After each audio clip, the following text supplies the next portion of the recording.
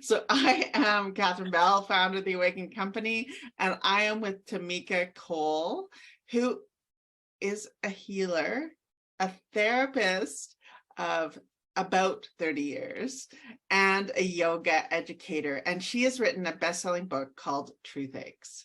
And one of the things in her book is field work and asking questions about, do I actually have a toothache?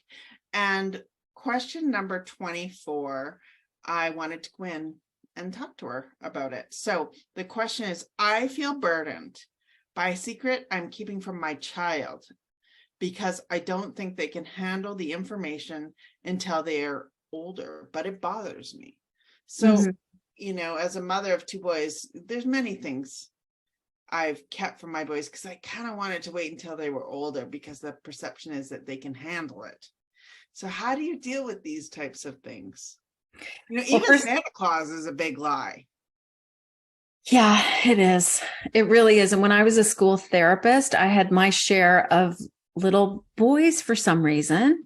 Boys coming in after they'd beat somebody else up out on the schoolyard, coming in and crying in my office and saying, I just found out Santa isn't real.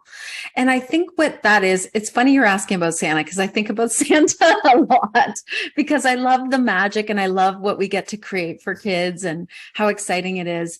And it's also, parents know their kids. Some kids can't handle the slight deception attached to it, and because they want magic in life. And some kids, it's like, that was the one thing that I was magic. And so it's almost like the day the music died for some kids. For some kids, it's not a big deal at all. Maybe for most kids, it's not a big deal.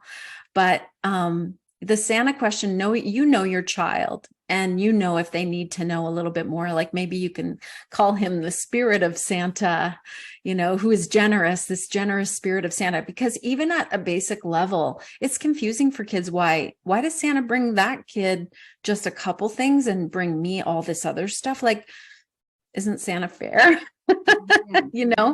So I love it. I love Santa. And I also think there can be problems with Santa. I know that's not why you asked this question, though. Well, so how do we relate to our kids when we have a secret to tell, but we don't necessarily feel they're ready? It's different for every child, I think, whether they're ready or not. But I think people get mixed up with the details of sharing a secret and the actual energy of the secret. So let's say you've got 3 kids in a family and 2 parents, and the parents are going through a rough patch, like a really bad patch. Maybe it's financial, maybe it's something that's going wrong between the two of them. Maybe it's, who knows what it is. It could be something like maybe they're grieving or going through a mental health issue. And then you got these 3 kids. I don't even care if one of them is an infant. You gotta let them know that something's changed in the energy. And people get mixed up with the details because obviously you're not going to burden your kid with inappropriate details. That's a given. But even if you're a little baby, you can say to that baby, I'm rocking you here. We got a rocky time in the family. But we're sorting it out. We're going to get help and we're going to deal with this. But I'm going to rock you here and keep you safe. What this does, this is why I'm saying infant. Obviously, I'm exaggerating a little bit, but is it clears the field. So when there's something weird in the field that a child doesn't have words for, or can't understand, then they're carrying something that is unrecognizable to them. Right. But as soon as you say mom and dad are going through a hard time right now, and that's all you really need to know right now. But we just want you to know that we're dealing with it. So you might have heard a few more things behind closed doors, maybe some yelling or questions or such things. And I just want you to know we've got this and we're working on it. And then obviously, depending on your child, they might ask a ton of questions. So you'll have to, everyone's going to individualize this. But honestly, I think that what that does is it strengthens their intuition because they already know something's off. And then when they go out into the world after knowing that, they're cleared, right? Because then if something's off in a friend group, they'll be like, oh, I know what this feels like. Something's off. And I know what it's like when it's cleared. I don't know if that makes sense. Does that? It does make sense. And what came to me, Tamika, is during the first year of our son Michael's life, my dad was dying. And so Michael was brought up, really his first year of life was traveling to and from Toronto. I was working, breastfeeding, dealing with my dad dying, flying to Toronto very often with him. And he was in that field of trauma, really, of somebody in the death process.